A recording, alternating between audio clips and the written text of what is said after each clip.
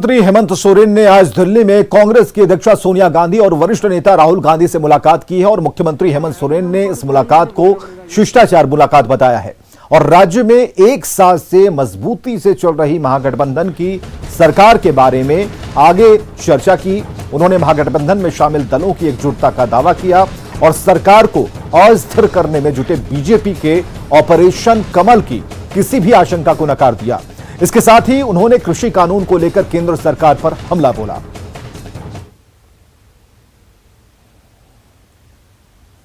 साल भर के बाद आज मेरा दिल्ली आना हुआ है तो स्वाभाविक है एक शिष्टाचार मुलाकात बनता है। नए साल की शुरुआत है और हम लोग आगे जिस तरीके से साल भर हम लोगों ने काफ़ी मजबूती और बेहतर तरीके से राज्य को दिशा दिया है, ये सब थोड़ी सी बातें हुई है।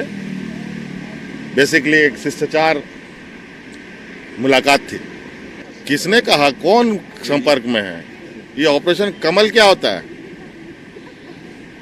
हा? पार्टी एकजुट है, जेएमएम एकजुट है, कांग्रेस एकजुट है, आपस में कोऑर्डिनेशन ठीक है। आप लोग एकजुट है कि नहीं, ये पहले बताइए। अंतोगत्वा बात सुप्रीम कोर्ट में भी चला गया और इसी तरीके से देश को उलझाया हुआ है। आज इस वैश्विक महामारी में, इस ठंड के मौसम में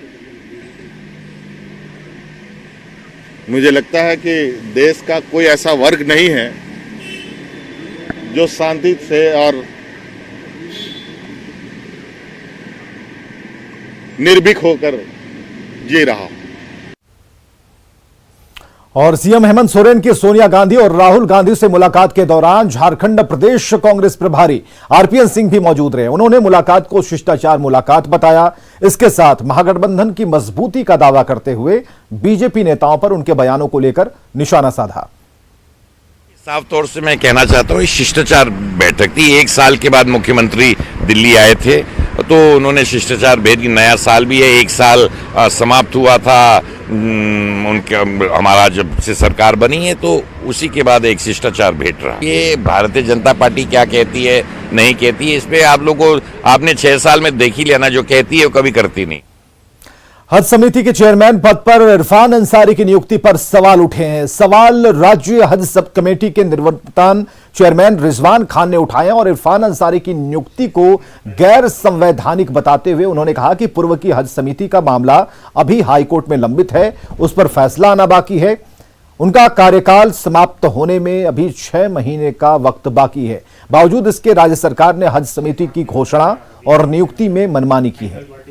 हर तरह से संदिग्ध है, जबकि ये मामला डबल बेंच झारखंड हाईकोर्ट में लंबित है और फैसला अभी आना बाकी है।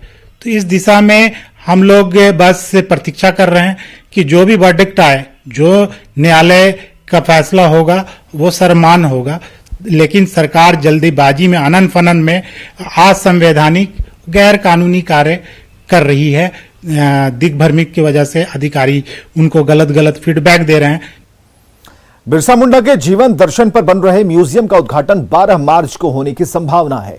केंद्रीय मंत्री अर्जुन मुंडा के नेतृत्व में आदिवासी कल्याण मंत्रालय की टीम म्यूजियम की तैयारी का जायजा लेने पहुंची। पुराने जेल परिसर में बन रहे इस म्यूजियम में भगवान बिरसा मुंडा के संपूर्ण जीवन की झांकी आम लोगों को देखने को मिलेगी। पुराने जेल की दीवार पर लेजर शो के माध्यम से बिरसा मुंडा की पूरी जीवनी दिखाई जाएगी। बिरसा मुंडा के गांव तुम्बारी बुरु समेत गया मुंडा की जुड़ी घटनाओं का प्रदर्शन लेजर शो के माध्यम से होगा। इसके अलावा झारखंड के स्वतंत्रता सेनानियों से जुड़ी जानकारी भी यहां पर्यटकों को दी जाएगी। तो यह कहा गया है कि 12 मार्च को इसका उद्घाटन किया जाएगा, लेकिन यह टेंटेटिव है, इसलिए कहा जाएगा क्योंकि इन सारे कार्यों को जल्दी से जल्दी पूरा करने के बाद माननीय प्रधानमंत्री ने जो तिथि निर्धारित किया है उसके अनुसार फिर आगे उद्घाटन की औपचारिकता पूरी की जाएगी। भगवान बिरसा मुंडा के जो लाइफ थी उसको दिखाने का प्रयास किया है और इस प्रेमाइसेस को हम लोगों ने डेवलप करने का प्रयास किया है।